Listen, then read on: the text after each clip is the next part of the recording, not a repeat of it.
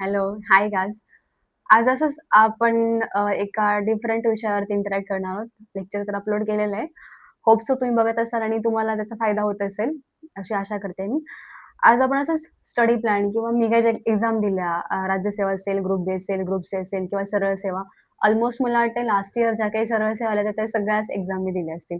तर त्याबद्दल माझा जो एक्सपिरियन्स आहे, की एक्झामबद्दल आपण स्टडीचा अप्रोच कसा असावा, स्टडी काय कसा केला पाहिजे, चुका काय होतात, आपण काय केलं पाहिजे, प्रॉज एंड कॉन्स आणि ह्या सगळ्या गोष्टी आपण डिस्कस करणार आहोत. तर मी काही पॉइंट्स काढलेले आहेत. मे बी ते मला वाटतं की ते इम्पोर्टंट आहेत. सो त्याप्रमाणे मी तुम्हाला सांगण्याचा प्रयत्न करेन. मे बी याच्यामध्ये प्रत्येकाचा व्ह्यू वेगळा पण असू शकतो. सो मी माझ्या वेने मला जो अनुभव आला किंवा मला जे प्रॉब्लेम फेस करावे लागले किंवा माझ्यामध्ये ज्या निगेटिव्हिटी होत्या किंवा निगेटिव्ह गोष्टी होत्या स्टडी करताना किंवा काही पॉझिटिव्ह होत्या. तर आपण काय अव्हॉइड केलं पाहिजे, काही नाही केलं पाहिजे, कसा स्टडी केला पाहिजे, हे माझ्या एक्सपिरियन्समधून मी तुमच्यापर्यंत पोहोचवायचा प्रयत्न करते. सो फर्स्ट ऑफ ऑल मी तर असं म्हणेन, की पहिले ना या फील्डमध्ये येताना आपला पहिले एक गोल सेट असला पाहिजे. म्हणजे आपल्याला करायचंय काय? प्रॉपर राज्यसेवा करायची, ग्रुप बी करायचे, ग्रुप सी करायचे, सरळ सेवा करायचे का अजून काय करायचंय? पण मला असं वाटतं, की ओव्हरऑल आपण एका एक्झामला फोकस केला आणि त्याचा भरपूर एकदम डीपमध्ये जाऊन अभ्यास केला, तर आपल्याला ग्रुप बी पण निघते, ग्रुप सी पण निघते आणि सरळ सेवा पण निघते. फक्त राज्यसेवेचा सिलेबस चेंज झालाय, त्यामुळे तो पूर्णतः डिफरंट आहे डिस्क्रिप्टिव्ह. त्याबद्दल मी काही बोलत नाही, कारण त्याची मला आयडियाच नाहीये. पण ग्रुप बी, ग्रुप सी सेम पॅटर्न आहे. इव्हन ग्रुप सीचा पेपर समटाईम्स ग्रुप बीपेक्षा डिफिकल्ट येतो आणि सरळ सेवेला पण तेच असतं. सरळ सेवेला डिफरंट काहीच नाही, कारण ओकॅप पण तुमचं इंग्लिशला तेच येतं, मराठी सेम असतं, रिझनिंग मॅथ्स असतं. त्यामुळे ते पण आपल्याला माहिती आहे आणि जी-के नॉर्मली करंट अफेअरवरती जास्त भर असतो. सो याच्यामध्ये डिफरंट असं काही नाही.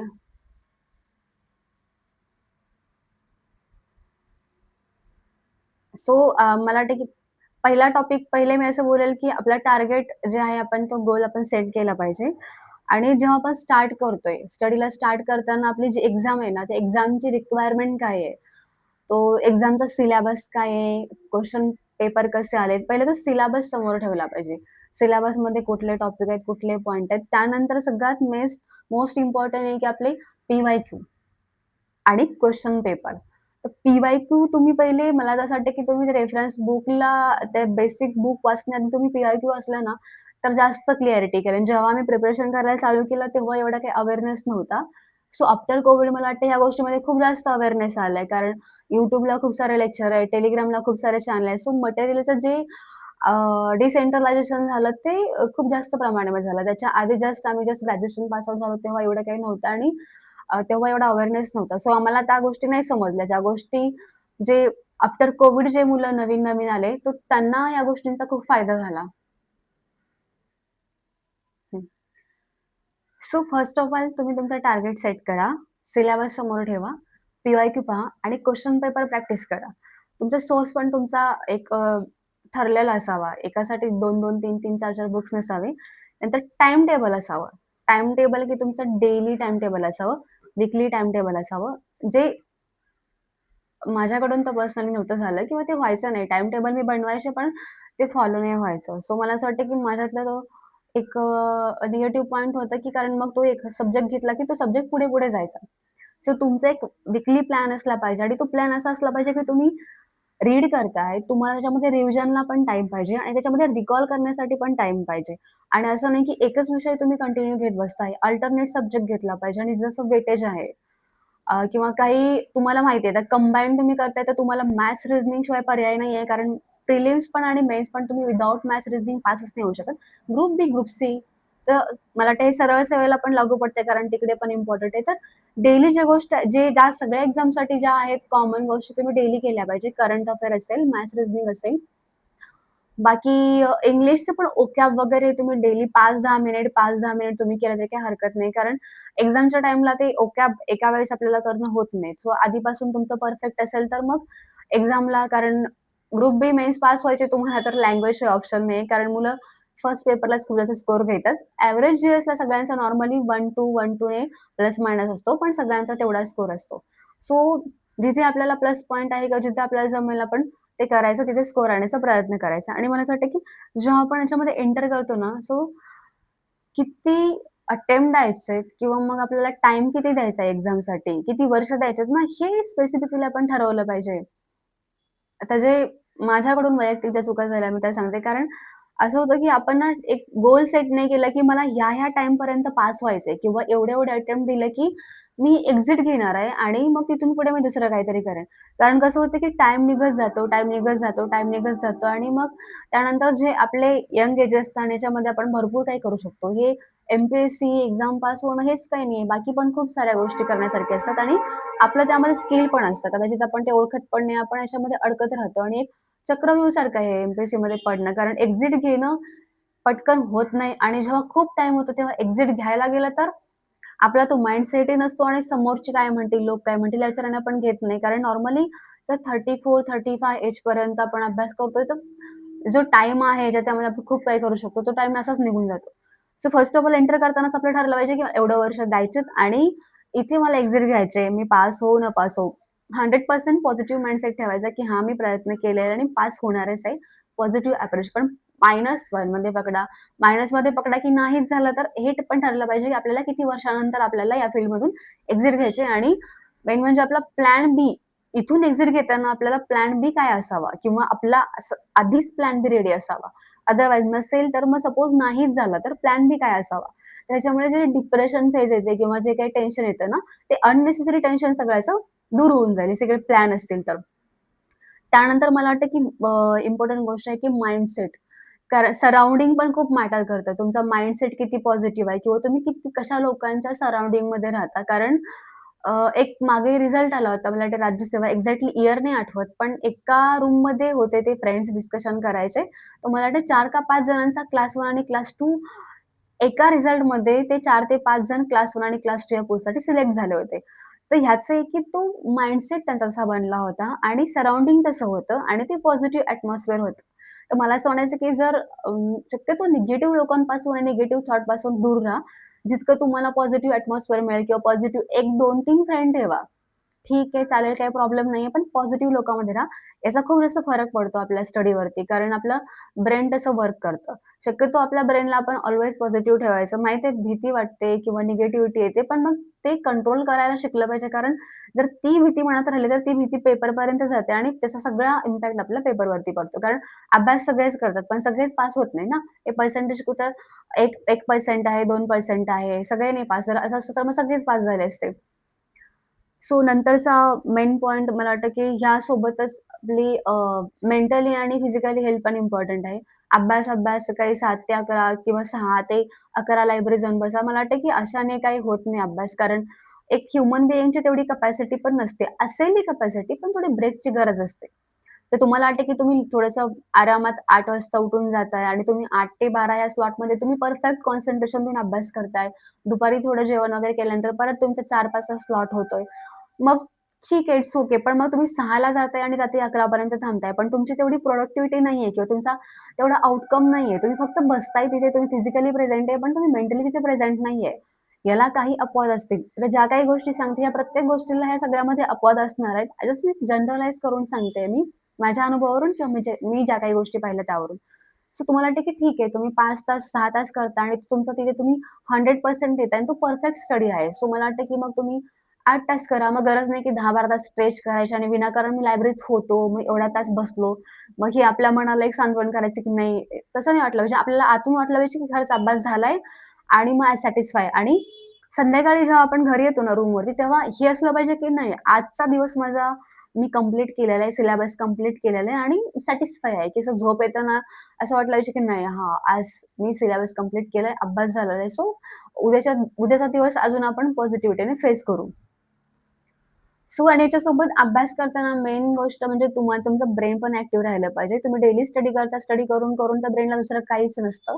सो एक्सरसाइज खूप जास्त इम्पोर्टंट आहे. तुम्ही डेली 10 मिनिट, 20 मिनिट पण जेवढा काही टाईम तुम्हाला भेटतो, तुम्ही आयदर योगा करा किंवा तुम्ही ग्राउंडवरती जा, तुम्ही वॉकिंग करा, रनिंग करा, काही करा व्हॉटएव्हर. मी पण ट्राय करायची, की मला जायचंय वॉकिंगला किंवा योगा करायचा आहे, पण नाही व्हायचं. असंच एक्झाम यायची, तर त्यामध्ये राहून जायचं. तर असं नका करू, कारण ते अर्ध्या तासाने एवढा पण काही फरक नाही पडत. सपोज तुम्ही तो अर्धा तास दिला, तर तुमची ती एनर्जी लेव्हल हाय राहते, पॉझिटिव्ह माइंडसेट येतो आणि ह्या गोष्टी खूप रिलेटेड आहेत. कारण आपलं जे माइंडसेट असतं कारण ते एक सायंटिफिकली म्हणतात, की डेली आपण थोडा टाईम तरी एक्सरसाइज केली पाहिजे. ते सगळं ऑटोमॅटिकली आपलं ब्रेन कसं ॲक्टिव्ह राहतं, आपण किती एन्थुसियाटिक राहतो, ह्या सगळ्या गोष्टी त्यावरती डिपेंड असतात. सो तुम्ही मेडिटेशन करा, योगा करा, काहीतरी एक्सरसाइज करा. म्हणजे तुम्ही स्ट्रेसपासून दूर राहाल, तुम्हाला जास्त टेन्शन पण नाही आणि पॉझिटिव्ह फील कराल. स्टडीसाठी तुम्हाला पॉझिटिव्हिटी येईल. आणि मला असं वाटतं, की रील लाईफ आणि रिअल लाईफमध्ये ॲक्चुअली प्रॅक्टिकली काय चालू आहे ना, याचा जास्त विचार केला पाहिजे. सध्या काय होतं, की रिझल्ट येतात, सेलिब्रेशन होतात, सगळं होतं. तर ठीक आहे, आहे ते आपल्याला यश मिळालं असतं, सेलिब्रेट पण केलं पाहिजे. पण मग थोडासा रिॲलिटीचा पण विचार करायचा, की ते खरंच मला असं सांगायचं आहे, की एम-पी-एस-सी म्हणजेच लाईफ नाहीये. एम-पी-एस-सी किंवा ज्या काही एक्झाम असतील ना, तर तेच पास झालंच, की आपल्याला रिस्पेक्ट आहे किंवा काही असं काही नाहीये. फायनली तुमचा गोल काय आहे? तुम्हाला फायनान्शियली इंडिपेंडंट बनायचं आहे. सपोज नाहीच पास झालं तर काय होणार आहे? तुम्ही एनी हाऊ तुम्हाला पैसे कमवायचे, तुम्ही कुठूनही कमवू शकता. तो तेव्हा हा नाही विचार करायचा, की कोण काय बोलेल, मी पास नाही झालो तो. मला ठीक आहे, हा निगेटिव्हिटी डोक्यातून काढून टाकायची. कारण काही नसतं. कारण आपण मला असं वाटतं, की इतक्या वर्षानंतर आपण अभ्यास करून जर आपल्याला क्लर्कची पोस्ट मिळाली, मी कशालाच नावं ठेवत नाहीये. सगळे ज्या आत्ता कंडिशनला गव्हर्नमेंट जॉब मिळणंच मुश्किल आहे. पण सपोज आपण 5 ते 6 वर्षांचा अभ्यास करतोय. 6-7 वर्ष देतोय आपण. आपलं काहीतरी ड्रीम असतं आणि आपण कॉम्प्रोमाईज करतोय, की आपण क्लर्क किंवा ग्रुप सीची एक्झाम पास होतोय. तर पर्सनली कारण मी 1 वर्ष जॉब केलंय ॲज अ ज्युनियर असिस्टंट म्हणून जिल्हा परिषदेमध्ये. सो मला असं वाटतं, की जेवढं आपल्याकडे नॉलेज आहे किंवा जो आपण टाईम दिलेला असतो ना, जेवढा आपला यंग एजचा टाईम आहे ना, त्यामध्ये आपण खूप काही करू शकलो असतो. पण मग ते रिग्रेट राहतं, की यार मला हे करायचं होतं. सो मी इथं कॉम्प्रोमाईज केलं आणि बेसिकली अभ्यास करतो तो आणि नॉर्मल जे प्रॅक्टिकली वर्क आहे याच्यामध्ये काही संबंध नाही. तिथं काम वेगळ्या प्रकारचं असतं आणि हे आपलं सिलेबस आहे तो वेगळ्या प्रकारचा आहे. सो तो कुठेच त्याचं काही रिलेटेड नाहीये. जसं आपलं स्कूलिंगचं आहे ना तशा टाईपचं हे सगळं आहे. सो मला असं वाटतं, की नेसेसरी नाही, की गव्हर्नमेंट जॉबच पाहिजे. आयदर तुम्ही बिझनेस करा. माहिती आहे रिस्क सगळीकडे आहे. कुठलीच गोष्ट तेवढी ईझी नाहीये, पण कुठे ना कुठे रिस्क घ्यावी लागते. मला असं वाटतं, की जर एखाद्याकडे शेती आहे आणि सपोज नाहीच झालं, 4-5 एकर शेती आहे, पाणी आहे, करू शकतो. सो डझंट मॅटर, की तुम्ही करू शकता. फायनली आपल्या सगळ्यांचा गोल एकच आहे, की आपल्याला फायनान्शियली इंडिपेंडंट बनायचं आहे. ते मुलगा असो किंवा मुलगी असो. मग तुम्ही ते कुठल्याही सोर्समधून बना. कारण फायनान्शियल इंडिपेंडन्स खूप जास्त गरजेचं आहे. कारण जोपर्यंत ते येत नाही तोपर्यंत नॉर्मली आपण कितीही चांगले असो, काहीही चांगले असो, कारण हे मला वाटते लाईफमध्ये प्रत्येकाने एक्सपिरियन्स केलेलं असतं. जोपर्यंत आपण काही बनत नाही, आपण फायनान्शियली अर्न करत नाही किंवा फायनान्शियली इंडिपेंडंट नाही, ना तो स्वतःला किंमत असते, ना आपल्या शब्दाला किंमत असते, ना कशाला किंमत असते. सो अल्टिमेट गोल एकच आहे. सो एक्झाम एकच हा सोर्स नाहीये किंवा पास होणं हा एकच सोर्स नाही. आपण ते कुठल्याही वेने करू शकतो. जे आपल्यामध्ये स्किल आहे, त्या स्किल थ्रू पण आपण करू शकतो. सो हा एक मुद्दा मला सांगायचा होता आणि अ, प्रेशर प्रेशर कसं झेलायचं? कधी होतं की आता आपण हे प्रिपरेशन करतो आणि ह्या फेजमध्ये काय होतं की टाईम वाढत जातो आणि मग जेव्हा एक लास्ट पॉइंट येतो, तेव्हा मुलांसाठी आणि मुलींसाठी पण.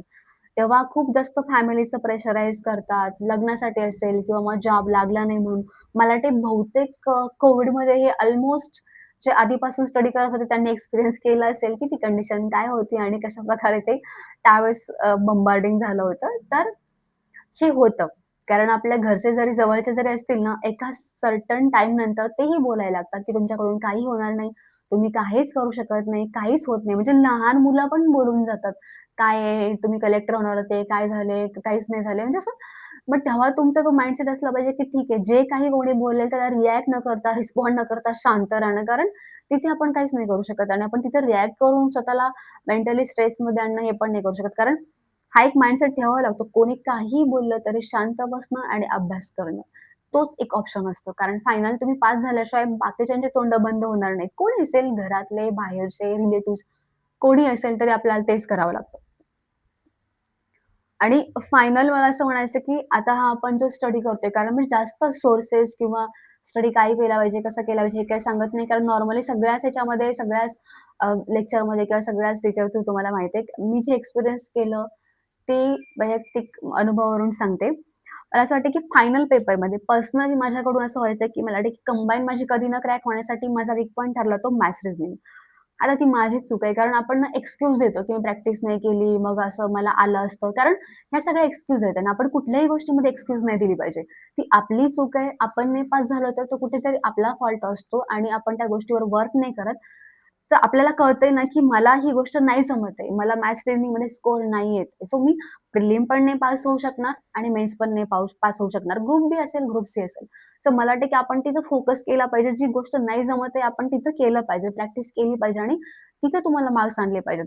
आणि मला वाटतं, ग्रुप बी आणि ग्रुप सी पास होण्यासाठी मोस्ट इम्पोर्टंट फॅक्टर आहे तो मॅथ्स रिझनिंग आहे. कारण 20 पैकी जो 12, 14 किंवा 15 मार्क्स घेईल, तो मुलगा 4-5 मार्क्सनी पुढे असतो इतर स्टुडंटपेक्षा. कारण नॉर्मली एव्हरेज 10-11 पर्यंत नॉर्मल स्टुडंट असतात. आणि जीकेमध्ये सगळ्यांना अल्मोस्ट मला वाटतं सेम मार्क येतात. प्लस मायनस होत असेल. जे काही एक्स्ट्रा ऑर्डिनरी आहे किंवा खूप स्टडी आहेत ते मला वाटतं जास्त मार्क्स पडत असतील. पण जेवढं काही आपण बघतो आपल्या फ्रेंड सर्कलमध्ये तो एव्हरेजमध्ये जीकेचा स्कोर असतो. सो मला वाटतं पेपर 1 मध्ये जर ग्रुप बी आणि ग्रुप सी असेल, तर पेपर 1 मध्ये तुमची लँग्वेज एवढी परफेक्ट पाहिजे. त्याच्यामध्ये इंग्लिश व्होकॅब एवढं परफेक्ट पाहिजे, की तुमचे ईझी क्वेशन तर आलेच पाहिजे. ते तर चुकलेच नाही पाहिजे आणि जे डिफिकल्ट आहेत ते पण तुम्हाला आले पाहिजेत. तर कुठं आपण त्या स्कोरच्या पुढे जातो. पण असं होते कधी-कधी डिफिकल्ट बरोबर येतात आणि ईझी आहेत ते आपण नीट वाचत नाहीये. मग मी दुसरं डार्क केलं किंवा मग मी माझं डार्क करायचंच राहून गेलं. तशा चुका होतात ना, तर यासाठी मेन इम्पोर्टंट गोष्ट अशी आहे, की पेपर प्रॅक्टिस. तुम्ही ना एक टाईम ठरवला पाहिजे. फक्त study, study, study, study, reading, reading, reading असं नाही केलं पाहिजे. तुम्हाला रीडिंग पण करायचंय, तुम्हाला ते रिवाईज पण करायचंय आणि ते रिकॉल पण करायचंय. सो तुम्ही डेलीचा प्लॅन बनवा, वीकली प्लॅन बनवा आणि डेट डिस्ट्रिब्यूट करा तुम्ही, की तुम्हाला रीडिंगला किती टाईम द्यायचा आहे, तुम्हाला रिव्हिजनला किती टाईम द्यायचा आहे आणि रिकॉल करण्यासाठी किती टाईम द्यायचा आहे. आणि मला असं वाटतं, की पेपर सॉल्व्हिंग आठवड्यातून कमीत कमी 1 पेपर तुम्ही टाईम लावून सोडवला पाहिजे. जर मेन्स असेल ग्रुप बी आणि ग्रुप सीची तर तुम्ही लँग्वेजचा पेपर आणि जीकेचा पेपर दोन्ही टाईम लावून सोडवलं पाहिजे आठवड्यातून 2. जर एक्झाम जवळ असेल तर तुम्ही फ्रिक्वेन्सी वाढवू पण शकता. पण जर प्रिलिम्स असेल तर मला वाटते आठवड्यातून कमीत कमी 3 सोडवले तरी काही प्रॉब्लेम नाहीये. आणि जर कोणाला नाहीच वाटतं की नको जास्त टाईम नाही तर मिनिमम 1 तरी पेपर वीकली टाईम लावून सोडवा. कारण ना याच्यामध्ये आपल्याला ज्या चुका होतात ना, ज्या आपण सिली मिस्टेक म्हणतो, ॲक्चुअली ते सिली नसतात, त्या मिस्टेकच असतात, पण त्या होणार नाहीत. जसं की फॉर एक्झाम्पल आपण घाईमध्ये आपला पेपर व्यवस्थित कव्हर नाही होत किंवा मग आपण तिथे पेपरवरती डार्क केलेलं आन्सर वेगळं असतं आणि आपण इथे आन्सर शीटवरती वेगळं मार्क करतो किंवा कधी-कधी आपण इकडे मार्क करतो आणि इथे डार्क करायचं राहून जातं किंवा घाईमध्ये आपण मग आन्सर ईझी आहे याच्यामध्ये आपण अचानक दुसरंच आन्सर टिक मार्क करतो. असं होतं. काही वेळेस असं की आपण ओव्हर थिंक करतो, की अरे एवढा ईझी आन्सर कसं असेल? त्यामुळे पण प्रश्न चुकतात. सो हे कधी तुमचं होणार आहे सगळं व्यवस्थित ज्यावेळेस तुम्ही खूप जास्त पेपरची प्रॅक्टिस कराल ना, ऑटोमॅटिक तुम्हाला तो एक टेक्निक असतात ना, ते टेक्निक डेव्हलप होत जातील आणि तो तसा तुमचा पेपर कव्हर होईल. कारण मला असं झालं होतं, की मी जेव्हा मला वाटलं, की नाही मला स्कोर येत नाही किंवा राज्यसेवेला असेल, तर तेव्हा असं झालं, की मग मी मला सी-सॅटला स्कोर न्यायचा तेव्हा मला वाटतं 21च्या एक्झामला असेल. तर तेव्हा मी 20 ते 25 पेपर सॉल्व्ह केले सी-सॅटचे. मी बाकी काहीच नव्हतं केलं. 20 ते 25 पेपर सॉल्व्ह केले. सो मला वाटतं, की तेव्हा माझा स्कोर सी-सॅटला चांगला आला होता आणि माझा तेव्हाचा राज्यसेवेचा कट ऑफ मला मुलांएवढे मार्क्स होते. तो 22ला पण टेस्ट झाला, की जास्त मार्क्स आलेले जी-केला कारण 22ला सी-सॅट तर नव्हताच. पण 21ला सी-सॅटला स्कोर आला होता, की जी गोष्ट आपण ठरवतो ना, की नाही मला इथे करायचंय आणि मी करणारच आहे आणि पॉझिटिव्ह माइंडसेट असला ना, ती गोष्ट होते. सो पहिले त्या गोष्टीचा पॉझिटिव्ह अप्रोच असला पाहिजे आणि मेन म्हणजे फायनल पेपरचे जे 2 तास असतात, ते खूप जास्त महत्त्वाचे आहेत. तर त्यामध्ये तुम्ही काय करता, ते जास्त महत्त्वाचं आहे. चुका टाळून त्यासाठी जेव्हा डिफिकल्ट प्रश्न बरोबर येतात आणि ईझी आपलं एकही चुकत नाही, तेव्हा आपण फायनल रिझल्टमध्ये असतो. अदरवाईज जर ईझी प्रश्न आपले 1-2 जरी चुकले, तरी आपण रिझल्टच्या बाहेर असतो. कारण आता कॉम्पिटिशन एवढी वाढली ना, पॉइंटमध्ये पण एका पॉइंटवरती जवळ-जवळ 7-7, 8-8 मुलं असतात. तर आता तुम्ही रिझल्ट तर बघताय, तुम्हाला माहिती आहे सगळं ग्रुप सीचा असेल, ग्रुप बीचा कुठलाही रिझल्ट घ्या, सरळ सेवा असेल.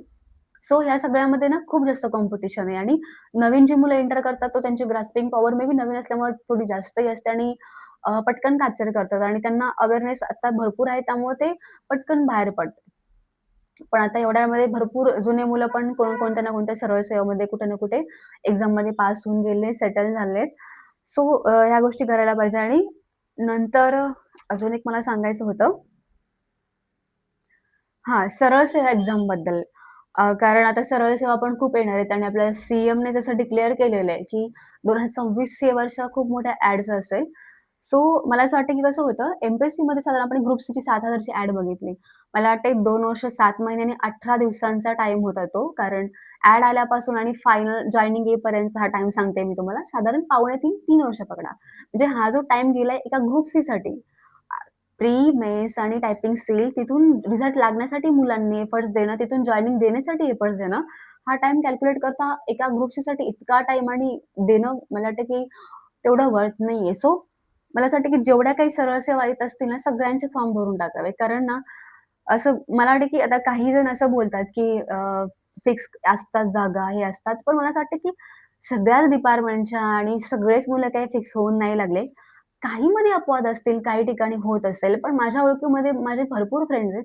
ते वेगवेगळ्या डिपार्टमेंटमध्ये सरळ सेवेमध्ये लागलेत. मी असं नाही म्हणत, की होत नसेल. होत असेल, पण सगळ्याच ठिकाणी होत नसेल ना, तर प्रमाण खूप कमी असेल. कारण त्यांना पण तेवढं प्रेशर असतं.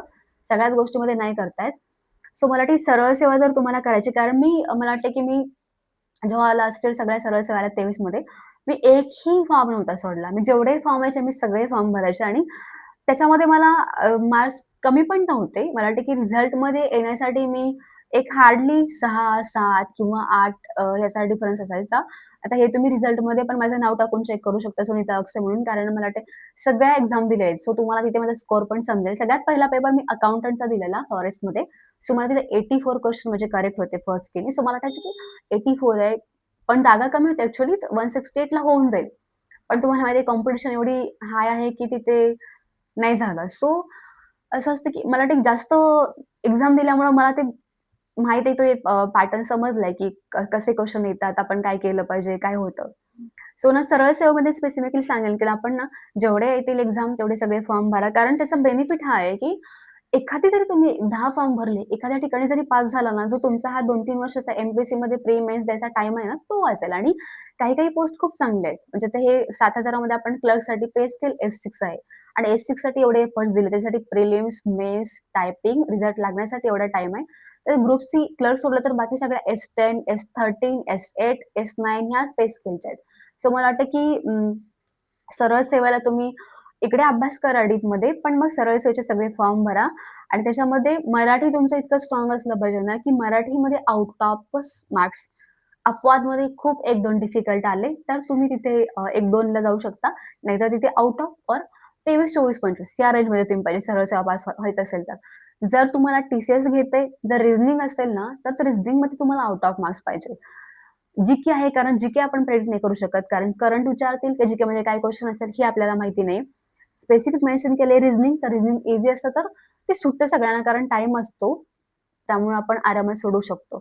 इंग्लिशमध्ये पण तुम्हाला कारण तिथे पण 25 प्रश्नामध्ये एक 8 ते 10 किंवा कधी-कधी 11-12 पर्यंत ओकॅब येतं. सो तेच ओकॅब असतं जे एम-पी-एस-सीला आहे, ग्रुप बीला, ग्रुप सीला, राज्य सेवेला तेच सरळ सेवेला असतं. कारण इंग्लिशमध्ये काही बदल होणार नाही. ग्रामर पण तेच असतं. सो तिथं तुम्ही इंग्लिशला पण जर ओकॅब चांगली केली ना, सो तिथे पण तुम्ही 17, 18, 19, 20 पर्यंत जाऊ शकता. सो इकडे 20 पर्यंत गेलात, तर मग इकडे स्कोर तुमचा चांगला होतोय. कारण मग इथेच तुम्ही जर मराठीला 18, 19 आले, 20 आले, मग रिझनिंगला तुम्हाला अजून कमी झाले, तर तुम्ही कुठेच रिझल्ट नाही बसू शकत.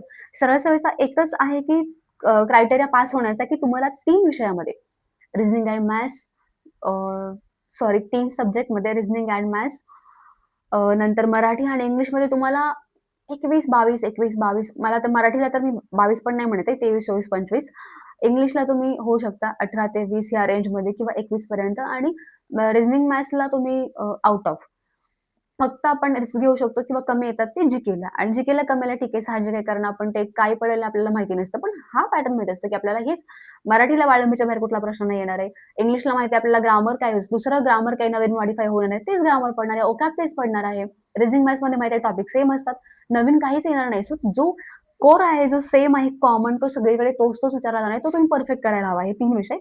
बरं जो जी-केचा टॉपिक आहे तिथे कमी आले तरी ठीक आहे. जेव्हा इकडे तुम्हाला 3 विषयामध्ये चांगले मार्क्स येतील ना, तुम्ही ऑटोमॅटिक 101% आणि 1001% सांगते की तुम्ही तो रिझल्टमध्ये 100% असाल. पण तुम्ही इकडे जर मराठी 20 आला, 18 आला, इंग्लिशला 18, 20 आला, तर तुम्ही रिझल्टमध्ये नाही येणार. कारण तिकडे लोकं खूप आहेत, कॉम्पिटिशन खूप जास्त आहे आणि मुलांना मार्क्स पडतात, मुलं अभ्यास खूप करतात, मुलं एफर्ट्स खूप घेतात. कधी-कधी असं वाटतं की यार कसं काय मार्क्स पडतात? पण मुलं अभ्यास करतात जनरली मुलं.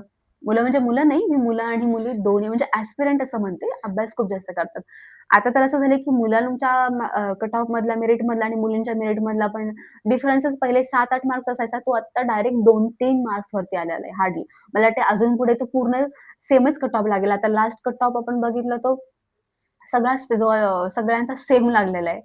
मला वाटतं ग्रुप बीच्या प्रिलिम्सचा कट ऑफ असेल तो. आता तो अल्मोस्ट काही सोडले तर सगळ्यांचा सेम कट ऑफ आहे. त्यामुळे मग आपल्याला विचार करावा लागेल, आपल्याला कशा लेव्हलचा अभ्यास करायचा आहे, आपला अप्रोच कसा ठेवायचा आहे आणि आपण स्वतःला किती पॉझिटिव्ह ठेवायचं आहे. सो मला वाटतं की ग्रुप बी, ग्रुप सी तर नॉर्मल आणि ग्रुप असं काही वेगळं नाहीये. सरळ सेवाला तुम्हाला खूप वेगळं करायचंय. तर काही मुलांचं असं होतं, की नाही मी सरळ सेवा फोकस करतोय. तर ग्रुप बीचं काही नाही, की पर्सनली मी खूप सरळ सेवा दिलेल्या आहेत आणि ग्रुप बी पण दिलेले, ग्रुप सी पण दिलेले. असं नाही आणि ग्रुप सीला मला वाटतं, की मी 2019 पासून मी ग्रुप बी आणि सीच्या मेन्स देते. म्हणजे ग्रुप बीमध्ये मला वाटतं पी-एस-आय असेल आणि मग अ, टॅक्स आणि क्लर्क तर मला वाटते मी 19 पासून मी मेन्स देते कंटिन्यू त्याच्या.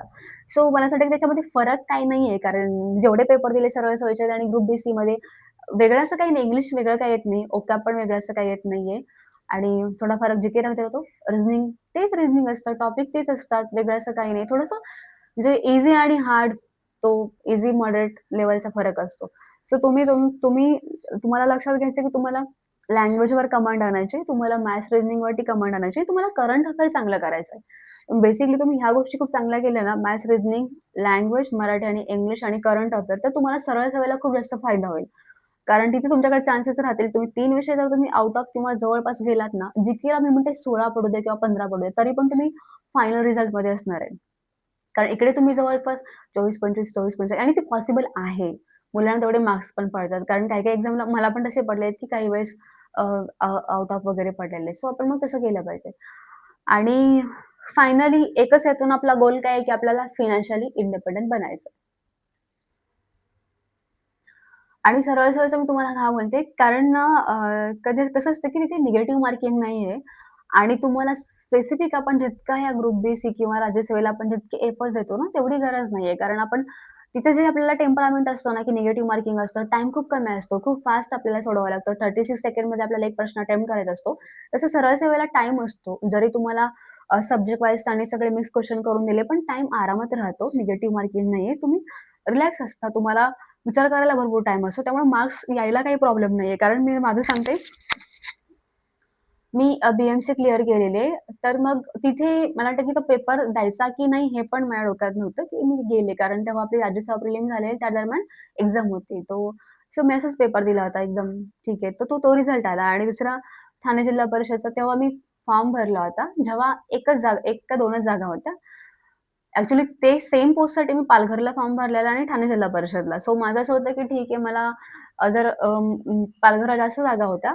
मग त्यांनी असं मेन्शन केलं होतं, की जर तुम्हाला ॲट अ टाईम एका एका एका दिवशी आले, तर तुम्हाला एकच चूज करावा लागेल. सो मी विचार केला होता, की मी पालघर देईन. पण मग माझं वेगवेगळ्या दिवशी सेंटरला होतं. सो मला पालघरचा रिझल्ट नाही आला माझा. माझा जिथे जागा कमी आहे तिथे माझा रिझल्ट आला. आणि एम-पी-एस-सीचंही आपल्याला माहिती आहे 7,000 मध्ये तर आपल्याला हे तर सगळ्यांना माहिती आहे तो आणि मला वाटतं, की जे सगळे बाकी एक्झाम आहेत, सो आपले रिझल्ट पण वेबसाईटवरती असतात. सो मार्क्स येतात. म्हणजे मला थोडीफार आयडिया आली सरळ सेवेची म्हणून मी तुम्हाला सांगते. फक्त आपण ना ते थोडंसं पॅटर्न लक्षात घेतलं आणि त्यावेळेने अभ्यास केला तर मग आपल्याला फायदा होतो. कारण मी डिस्ट्रिक्ट कोर्टची पण दिली होती. मला वाटते मी 7,000 स्टुडंटमध्ये माझा रँक पण चांगला होता. समथिंग मला वाटते 30च्या आतमध्येच होता. तर मला एक्झॅक्टली नाही आठवत आहे. कारण तिथे माझा ऑलरेडी हा ठाणेचा रिझल्ट आला होता. त्यामुळे मी मग तिथे मी टेस्टला नव्हते गेले. मग असं मला वाटते हे तर 3 तर रिझल्ट आले म्हणजे सरळ सेवेचे आणि बाकी एक्झामला पण ते बोलले ना, माझा तिथे अकाउंटंटला पण छान स्कोर होता. 84 होता. बाकी पण जे एक्झाम दिल्या तिथे बऱ्यापैकी चांगला स्कोर होता. म्हणजे असं डायरेक्ट नाही की मला खूपच कमी मार्क्स आले किंवा एव्हरेजच्या पण पुढे मार्क्स आले. फक्त की फायनल रिझल्टमध्ये बसण्यासाठी जे रिक्वायरमेंट होती किंवा तेवढा स्कोर होता, तो कुठेतरी कमी पडला. सो अशा प्रकारे तुम्ही एफर्ट्स घेतले पाहिजे आणि जे येतील ते फॉर्म भरायचे सरळ सेवेचे. कारण एका ठिकाणी आपण सिलेक्ट झालो ना, तर सगळे जेवढे काही फॉर्मला पैसे जातात, ते पैसे वसूल होऊन जातात. फक्त ना मला असं वाटतं, की ना म्हणजे मी पण ते करायचे. मी स्पेसिफिकली तुम्हाला नाही बोलत आहे, आपण सगळेच.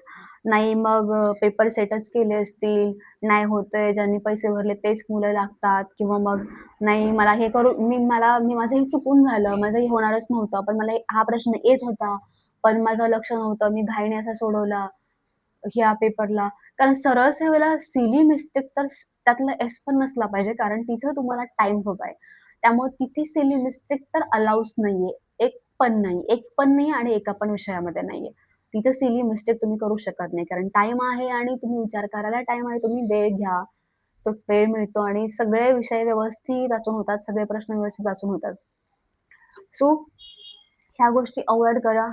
अशा पद्धतीने अभ्यास करा आणि फायनल जो पेपर आहे, फायनल जो आपला पेपर असतो, तो पेपरमध्ये तुमचा प्रेझन्स ऑफ माइंड आणि तुम्ही तिथे किती अटेंटिव्ह आहात आणि तुमचं लक्ष किती आहे, ते जास्त महत्त्वाचं आहे. कारण अभ्यास सगळेच करतात. सगळेच पास होत नाहीत. तीच मुलं पास होतात, की ज्यांचे ईझी प्रश्न पण बरोबर येतात आणि जे डिफिकल्ट आहेत त्यातले पण काही प्रश्न बरोबर येतात. तेच मुलं फायनल मेरिटमध्ये असतात. आपलं काय होतं, की आपलं म्हणजे जे रिझल्ट नाही काय होतं, की आपले ईझी चुकतात. डिफिकल्ट कदाचित येत असेल काही ठराविक, पण आपले ईझी चुकतात जे कोणाचेच नाही चुकत.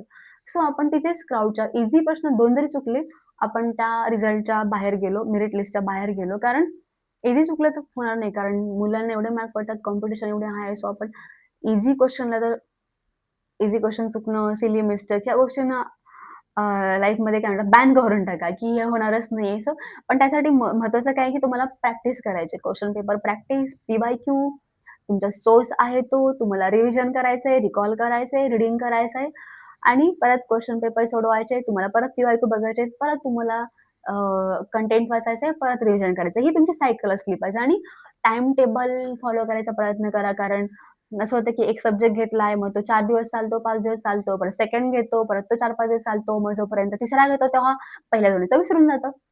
सो मला वाटतं की असं नका करू. एक मला वाटतं डेली 3-4 सब्जेक्ट घेतले तरी काही हरकत नाही. कारण आपण जर आधीपासून अभ्यास करतो तो एवढं काही असं नसतं की ते नवीन काय आहे. तेच डोळ्याखालून गेलं कारण आपल्याला पी-वाय-क्यू आपल्याला ग्रुप बी आणि सीमध्ये काय थेअरी ऑब्जेक्टिव्ह आहे ना, तर बघितलं की आपल्याला कळतं की हां, हे आहे. फक्त जितकं रिव्हिजन होईल ते जास्त महत्वाचं आहे.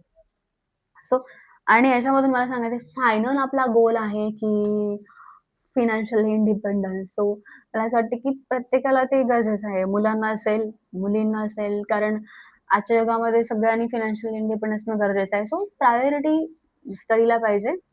कारण कसं असतं की आणि मला वाटतं की टाईमची व्हॅल्यू आहे ना, ती स्वतः ओळखली पाहिजे. टाईम मॅनेजमेंट आणि आपला जो स्टडीचा टाईम आहे ते स्वतःसाठीच देणं, तो कोणासाठी, इतरांसाठी कोणासाठीच न देणं. ना फॅमिलीसाठी, ना फ्रेंड्ससाठी, ना कोणासाठी, कोणी कितीही म्हटलं. सो असं नाही की मग आज मी कोणाला तरी सोबत घेऊन जायचंय, मग आपण कोणासोबत गेलो तर परत दुसरे आपल्याला घेऊन जाणार किंवा आपण कोणाला घेऊन गेलो दुसरे म्हणा सोबत चला. सो मला वाटतं की एकटे राहा स्टडीच्या फेजमध्ये. ठीक आहे असतील फ्रेंड्स पण मग तुमचा टाईम वेस्ट होतोय ना. मला असं वाटतं की नाही माझा टाईम वेस्ट होतोय, मग आपण बोलू नाही शकत. सो जेव्हा तुम्हाला वाटतं की नाही मला अभ्यास करायचा सरळ सांगायचं, "नाही मी आता नाही येऊ शकत, मला अभ्यास करायचा आहे, माझ्याकडे टाईम नाही आणि माझ्याकडे खरंच टाईम कमी आहे." तर ऑनेस्टली सांगून टाकायचं. तुम्हाला जर तुम्ही फुल टाईम स्टडी करताय, तर तुमची प्रायोरिटी फक्त आणि फक्त स्टडी असली पाहिजे. तिथे तुम्हाला ही एक्सक्यूज नाहीच पाहिजे. मग हा फ्रेंड आला होता, मग माझा टाईम गेला किंवा ही फ्रेंड आली होती किंवा मग ह्या गोष्टीमध्ये माझा टाईम गेला, मग असं झालं, मग तसं झालं आणि मग मला टाईम नाही मिळाला, माझी रिव्हिजन नाही झाली, माझा अभ्यास नाही झाला. इथं हे रिग्रेट नाही राहिला पाहिजे. तुमचं पहिलं टार्गेट काय स्टडी करणं. सो तुम्ही तिथे मग एनी हाऊ तुम्हाला समोरच्याला राग येईल, सांगा माझ्याकडे टाईम नाही, मला अभ्यास करायचा आहे, माझा सिलेबस कंप्लीट करायचा नाही. सो समजून घेतात ते पण, कारण ते पण त्याच फेजमध्ये आहेत. पण आपण पण तसं राहायचं, की आपण पण दुसऱ्यांचा टाईम नाही घ्यायचा.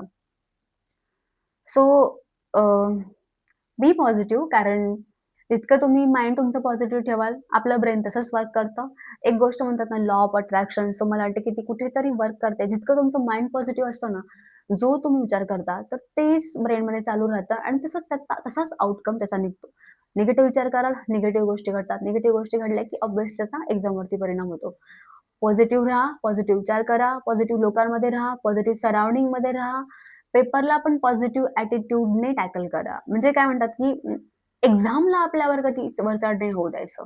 आपण पेपरवरती किंवा त्या ह्याच्यावरती वरचढ व्हायचं. कारण जर एक्झाम आपल्यावरती ओव्हरकम करायला लागली, तर मग आपण ते फिअर घेतो आणि त्या फिअरमध्ये आपल्याला येत असलेले आन्सर पण चुकवतो. सो पेपरला माहिती आहे कारण जर प्रेशर असतं ना, तर प्रेशरमध्ये होतं कारण ते माझं पण व्हायचं, की आपल्या खूप चुका होतात. पण मी चुका झाल्या म्हणून तुम्हाला सांगते माझे एक्सपिरियन्स, की ह्या चुका तर तुम्ही टाळल्या ना, की तुम्ही मला वाटतं, की 1 वर्ष नंतर लागायच्या आधी तुम्ही 1 वर्ष आधी रिझल्टमध्ये असाल. सो इतकंच सांगेन. याच्या नंतर आपण अजून काही राहिलं असेल तर आपण नंतरच्या व्हिडिओमध्ये घेऊया. जर तुम्हाला अजून काही क्वेशन असतील, काही डाउट असेल, काय असेल तर तुम्ही मला कमेंटमध्ये नक्की सांगा. पण एक गोष्ट मला सांगावीशी वाटते. आता परत अजून सांगते, की हे कोणीही पर्सनल घ्यायचं नाहीये किंवा मग कोणाचं नाही. पण मला असं वाटतं, की आपण जे ड्रीम बघून येतो, की मला व्हायचंय क्लास 1 किंवा क्लास 2 आणि जेव्हा आपल्याला कॉम्प्रोमाईज करावं लागतं तिथं आणि मग ठीक आहे यार देवा कुठलीतरी मिळू दे, कुठलीतरी एक्झाम पास होऊ दे. जेव्हा आपण काहीच नसतो तेव्हा वाटतं, की "हां यार कुठलीतरी मिळू दे" आणि जेव्हा मिळते आणि जेव्हा आपण ॲक्चुअल वर्क करायला जातो ना, तेव्हा जो आपण टाईम दिलेला असतो किंवा आपलं जे क्वालिफिकेशन असतं किंवा जो आपल्याकडे जो अ, म्हणतो ना आपण काय डिझर्व्ह करत असतो ना, तेव्हा खूप जास्त रिग्रेट होतं, की नाही यार, मी अजून थोडा अभ्यास केला असता ना, तर कदाचित मी क्लास 2 असतो किंवा क्लास 1, क्लास 2 असतो. सो मी हे सांगेन, की ट्राय करा, की तुम्ही क्लास 2 काढायला. क्लास 3 पण ठीक आहे, पण मग ठीक आहे, इट्स ओके. ज्याच्या त्याच्यावर डिपेंड आहे. पण लाईफमध्ये कधी रिग्रेट नाही राहिलं पाहिजे, की ठीक आहे, जर तुम्ही सॅटिस्फाय आहे ग्रुप सी काढली आणि ठीक आहे ताई, माझी लाईफ सेट झाली, मी करू शकतो, काही प्रॉब्लेम नाहीये. पण मग हे रिग्रेट लाईफटाईम राहायला पाहिजे, की नाही मला अजून थोडं केलं असतं, तर मी अजून या ठिकाणी असतो. मी अजून थोडं केलं असतं, तर मी या ठिकाणी राहिलो असतो. आणि 100% देऊन आपण आलोय आणि तेव्हा आपला रिझल्ट नाही, तर ठीक आहे, तेव्हा काही राहत नाही. पण मग जेव्हा आपल्या काही मिस्टेक असतात किंवा नाही किंवा आपण प्रॉपर केलं नाहीये किंवा आपण थोडं कुठेतरी कमी पडलो, तर ह्याचा रिग्रेट आपल्याला लाईफटाईम राहतो, की नाही, असं करायला पाहिजे होतं आणि असं झालं असतं. सो काय असेल काही क्वेरीज वगैरे किंवा काय विचारायचं तुम्ही कमेंटमध्ये विचारू शकता. सो बाकी साऱ्या गोष्टी आपण नेक्स्ट व्हिडिओमध्ये बघूया. So wish you all the very best for upcoming exam. Group B prelims, group C prelims आणि 26 मध्ये येणाऱ्या भरपूर साऱ्या एक्झाम आहेत सरळ सर्च आणि charity department exam. So good luck. See you later. See you soon. Thank you.